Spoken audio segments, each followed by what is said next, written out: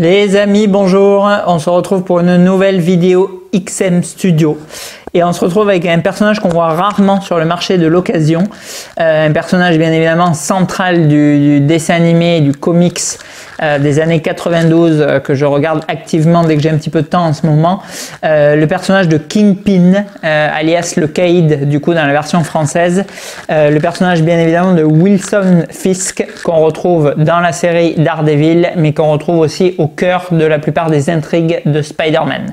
Alors c'est une statue qui a maintenant quelques années, qui a été éditée par XM Studio, qui est passée de mon sens complètement inaperçu. Alors c'est vrai que je m'intéresse au personnage comics depuis moins d'un an, depuis 10 mois maintenant, mais honnêtement c'est une statue que j'ai quasiment jamais vue sur le marché de l'occasion.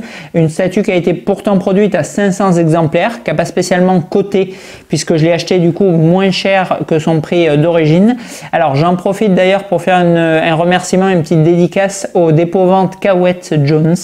Kawet Jones, c'est du coup l'un des deux revendeurs de statues d'occasion en France.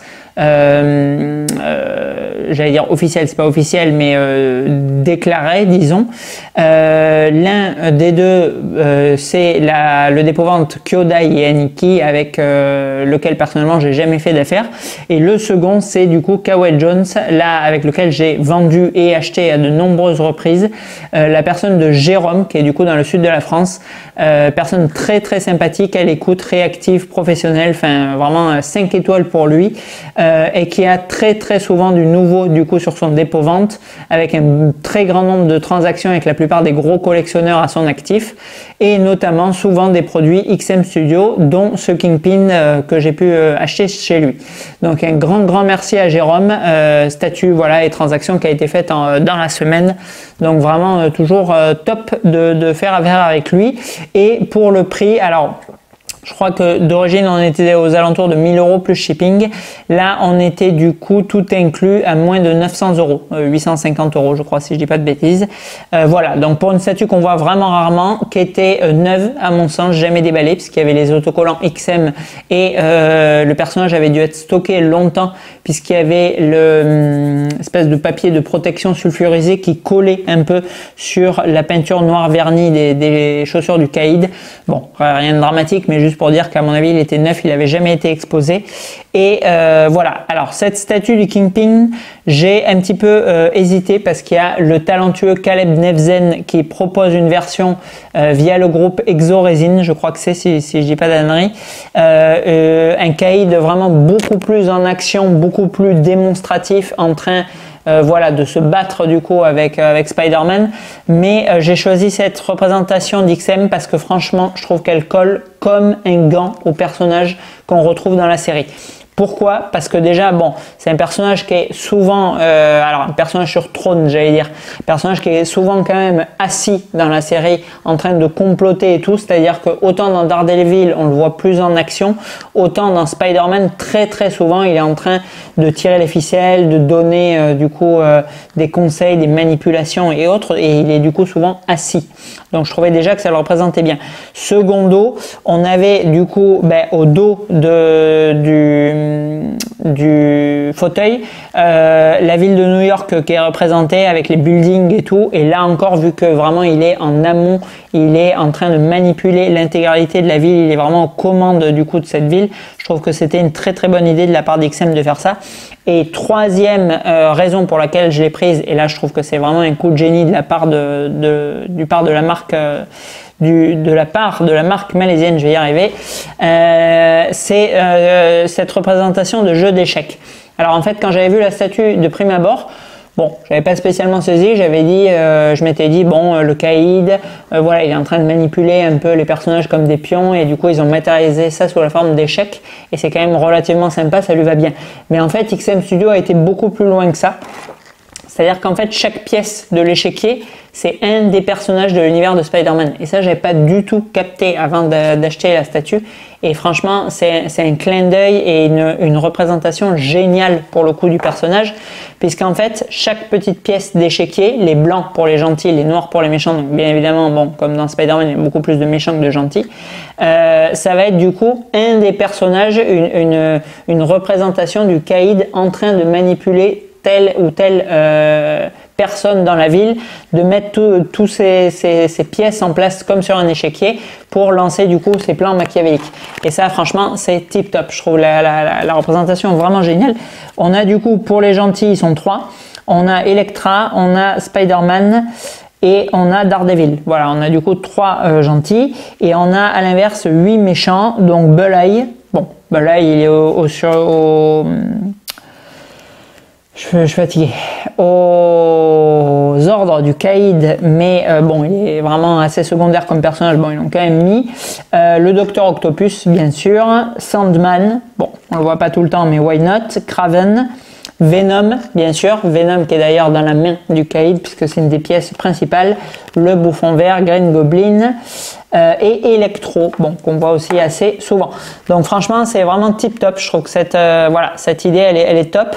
La table, elle se déplace. Du coup, elle est totalement amovible et elle est non fixe avec le fauteuil. On peut du coup venir la positionner comme sur le très très bel art print comme d'habitude d'XM Studio devant le personnage du Caïd. Bon, pour que vous le voyez bien, je l'ai du coup décentré, ça rentrait sur le plateau en plus, donc c'est cool. Les personnages y sont aimantés, donc pas de crainte qui tombe quand on déplace sa statue. Et on a après aussi la petite canne dont se sert Fisk pour se déplacer, qui est elle aussi amovible et qui est positionnée. Voilà, parfait, vous avez vu, c'est aimanté, donc il n'y a aucun risque que ça tombe, c'est ça qui est bien. Hop, à positionner du coup dans sa main gauche, voilà. Et donc les personnages qui sont eux sur l'échiquier, à part un qui est dans la main de Fisk. Voilà, en termes de paint, bon, on est voilà, sur la version comics, donc franchement on le reconnaît très très bien. Je pense qu'il est issu pour le coup du dessin animé parce qu'il a exactement la même gueule. Bon, après on a des gros aplats de couleurs avec un petit peu de shading pour la veste, le veston et le pantalon. Les chaussures c'est noir chromé uni, donc on a un paint bon assez basique comme sur la plupart des anciennes XM. Maintenant c'est encore une fois extrêmement propre. On a les ongles qui sont peints, les bijoux, bon il y a rien qui déborde. C'est très simpliste mais c'est bien fait. Donc pour le coup bon comme on est sur du comics, moi ça me va parfaitement. Surtout pour comme je vous le disais moins un peu plus de 800 €. On va pas chipoter loin de là. Le visage il est très expressif, on reconnaît parfaitement Fisk, donc c'est top aussi. Allez, je vous zoome ça du coup rapidement puisque bon, il n'y a pas non plus moult détails à voir et on conclut juste après. Allez, on est parti du coup sur le zoom de notre Caïd. Donc bon, chaussures noires vernies vraiment extrêmement simple. Effet cuir pour le fauteuil. Le pantalon idem que le reste de la tenue. On a un très joli travail de cuir un peu style Chesterfield là sur le fauteuil. La plaque noire avec la ville de New York qui est représentée. Qui est pour le coup vraiment très chouette. Hop, même retour de bois, du coup effet bois, ma foi, relativement propre sur la table. Et du coup, alors là je zoome vraiment mieux possible pour que vous les voyez. Les différents personnages, donc Electro, Kraven, Sandman, le Bouffon Vert, Bullseye, Octopus. De l'autre côté, du coup, Spider-Man, Daredevil et Elektra pour les gentils. Hop. Et du coup, après, on revient sur Fisk. Donc bon, le reste du travail sur le manteau, sur la veste, il est plus ou moins équivalent. On a quelque chose de bien sympa aussi pour le coup sur les bijoux et même la montre. Le niveau de détail là sur la montre. Quand même vraiment très chouette. Là, dans sa main, personnage de Venom. Et ensuite pour le Caïd, on reconnaît vraiment son expression. Voilà, donc on a fait le tour de ce Caïd. Bon, techniquement, c'est sûr qu'il est un peu dépassé. Déjà, on est toujours sur du old school avec XM Studio. Du old school extrêmement propre, mais c'est sûr que bon, on n'en prend pas plein les yeux. Maintenant, bon, on est en dessous de la barre des 1000 €, donc il faut aussi replacer les choses dans leur contexte. C'est sûr qu'il y a moins de détails, il y a moins de texture, il y a peut-être moins d'effets wow qu'avec une Prime One. Mais bon, on est quand même, voilà, très fidèle systématiquement au personnage dont c'est issu, extrêmement propre, pas de défaut à reprocher avec XM, c'est quasiment jamais le cas. Et surtout, j'ai vraiment pris ce caïd pour l'ingéniosité, pour ce qu'il représente. Je trouve que vraiment c'est une idée de génie, cet échiquier avec les personnages de Spider-Man. Je trouve que vraiment ils se sont gavés, c'est l'essence du personnage à 3000%. Donc c'est une statue qui est relativement basse, qui contrôle pour moi tout l'univers, c'est vraiment l'antagoniste principal de Speedy, et je vais du coup le positionner en premier plan du coup dans ma collection. Lorsqu'on rentrera dans la salle, je pense que je vous la filmerai vers Noël, elle commence à se remplir quand même relativement correctement.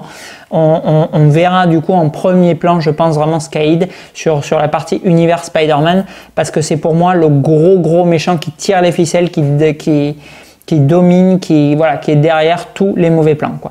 Donc voilà, donc je continue de rechercher à prix doux, puisqu'en ce moment il y a quand même beaucoup d'affaires sur XM Studio. Je vois des prix complètement fracassés. Alors c'est vrai que bon, j'en ai déjà parlé dans une vidéo précédente, donc je vais pas vous rebassiner avec ça, mais c'est vrai que le marché est quand même vraiment très tendu. On a des précommandes avec des gros acomptes, des grosses sommes qui sont demandées, des gros shipping, enfin tout est gros et lourd, et du coup on a malheureusement des collectionneurs qui fracassent les prix sur des pièces qui sont franchement très réussies. Alors je parle pas forcément de celle-ci parce que c'est pas une pièce qui cote beaucoup, c'est une pièce qui a été tirée à 500 exemplaires, c'est une pièce qui est un peu pour les fans, je dirais, pour les connaisseurs. Enfin je veux pas dire ça parce que c'est toujours valorisant ou péjoratif pour tel ou tel type de collectionneur, mais c'est vrai que c'est pas la pièce qu'on va commander pour prendre une photo et la poster sur Facebook et se faire mousser, c'est sûr et certain.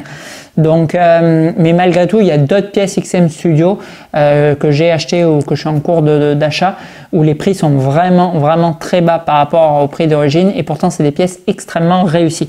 Donc je pense qu'on les verra dans les semaines à venir, je vous les présenterai. Allez, pour ce caïd, s'il y en a que ça tente, on le voit très rarement en vente, mais malgré tout, c'est la preuve trouvable à prix pas forcément délirant.